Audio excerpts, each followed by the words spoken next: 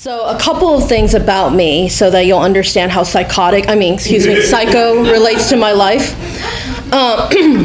So I was born here in LA, but I was brought up in a Buddhist monastery in Northern California. And my mother became a celibate nun when I was 7. The joke is that's what marriage to my father does, you know. The monastery is actually located in a the same small redneck town. I learned that term later on in life, where the Jonestown People's Temple began. And it is also on 60 acres, just so cheerful, of a former mental institution that existed for over 100 years before Governor Ronald Reagan, then governor, shut it down. And it used to house famous prisoners such as Charles Manson for a while. Wonder which room he was in. So I should explain that it was on the heels of the Jonestown massacre that these Chinese Buddhists bought this property over and started a community in the late 1970s. And they started a school. They started, there were homes for families, as well as the largest celibate nunnery in California. So yeah, I was sort of brought up amongst nuns. So. Since my mother became a nun, and her mother did too, and I was very close as a child to being forced to become a nun as well, to complete the picture, because, joining the cult, poster child. Basically, this small town is really well known as a breeding ground for cults. And then you have this cult on top of a mental hospital. So, for instance, my childhood bed is an old hospital bed used in the mental hospital days. Yeah. Fun times. And my room, for further notice, was across from what used to be the morgue. So all great fodder for poetry.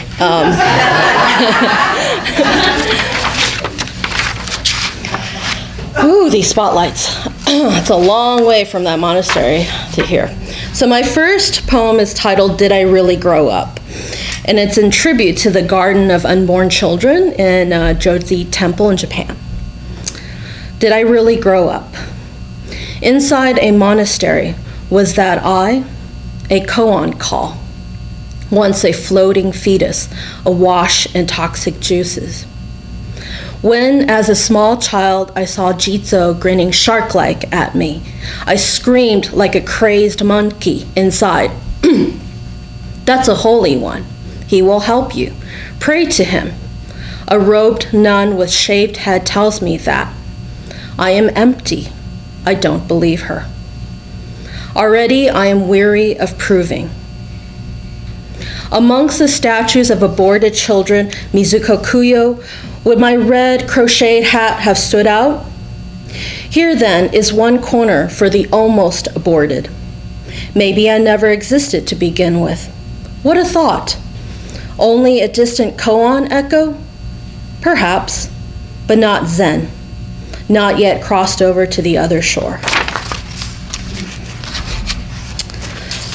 So my second poem, thank you. Just to start things off on a very cheerful note tonight, and my second poem is titled, What the Nuns Told Me. Sex is like a cocoon, they said. Two people making one another feel good is a great thing. That sharp bamboo stick we used to shatter your 8-year-old rib will be justified in public. Consequences will be had. Every promise your father ever made to you will be fulfilled, especially the one about always being there for you. Your mother became a nun to be a power player on the world's stage. Sunglasses reveal the way into the soul.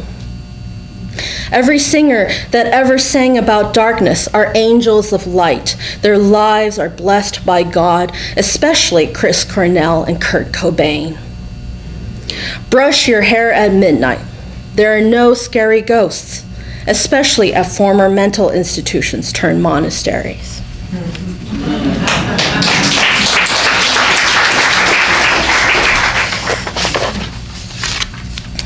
So this third one on the same theme is Trying Through Gray.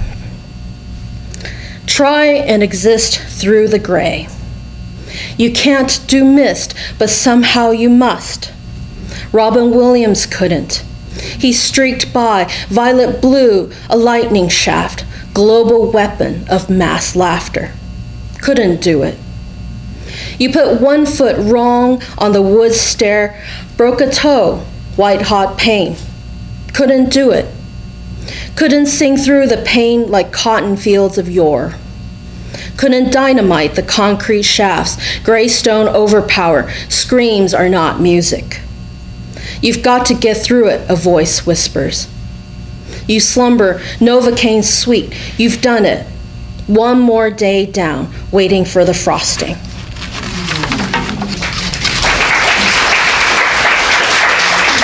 This is such a friendly crowd. So my fourth poem is titled Rolling Backwards.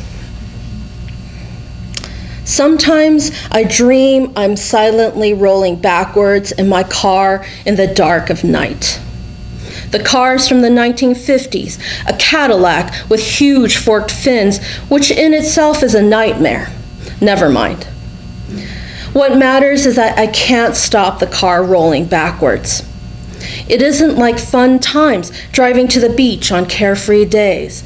No, ceaselessly rolling backwards isn't moving forward. There's nothing to catch me, no safety net, nor guards to stop me.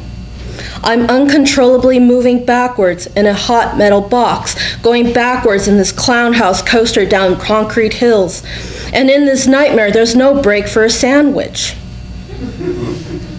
At the end of this nightmare, I'm trapped behind unseen metal bars in a lovely suburban bungalow in sunny Southern California, a scarf around my neck, and the other end contemplating a ceiling hook. I'm my mother, Janet Lee.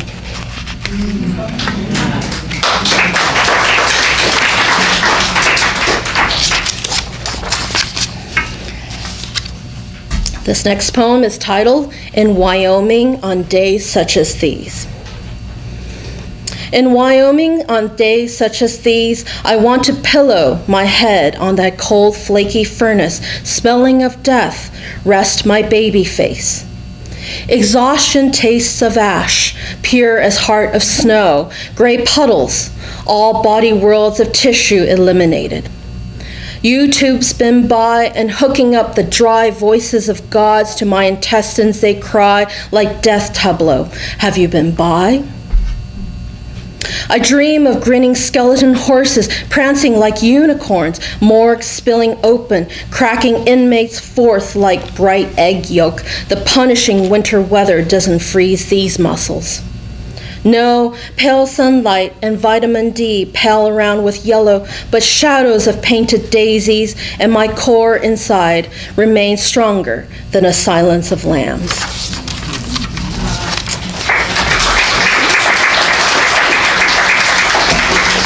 So, in case anyone's asleep, this is my end poem. How y'all doing?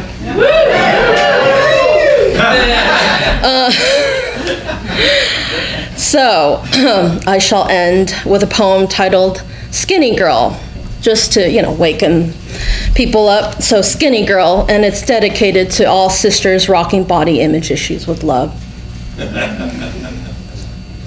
Skinny Girl already has everything. Skinny Girl was born to skinny parents in a skinny home. Skinny Girl's mother rocks Christian length skirts and skinny smiles. Skinny Girl grows up rebelliously skinny skirted, makes for New York as soon as humanly possible, and walks down Fifth Avenue twitching skinny horizons. Skinny Girl doesn't wear slenderizing black, it wears her. Skinny Girl gets daytime catcalls from fat men pounding concrete, martinis sliding down from skinny men in nighttime skinny bars. Skinny Girl gets skinny boyfriend, he wears skinny pencil turtleneck. Skinny Girl dreams of skinny children and living on Skinny Park Avenue. Skinny Girl and Skinny Boy walk Fifth Avenue with matching skinny smirks. Skinny girl marries skinny boy in skinny church. She calls him Skinny Luke. Skinny girl and Skinny Luke buy nice skinny home. Skinny girl loves skinny sex with her Skinny Luke. Within 4 years, Skinny Luke is no longer skinny, tells her, "I'm tired, too busy working, hun."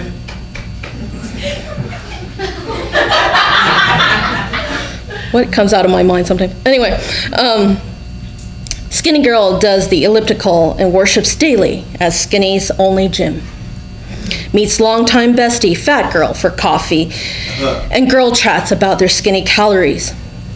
One day, Skinny girl sees stomach bump, skinny pink stripes on her at-home pregnancy test. Her fervent hope is for a skinny birth. Skinny girl rocks maternity jeggings for months and mostly avoids the brownies.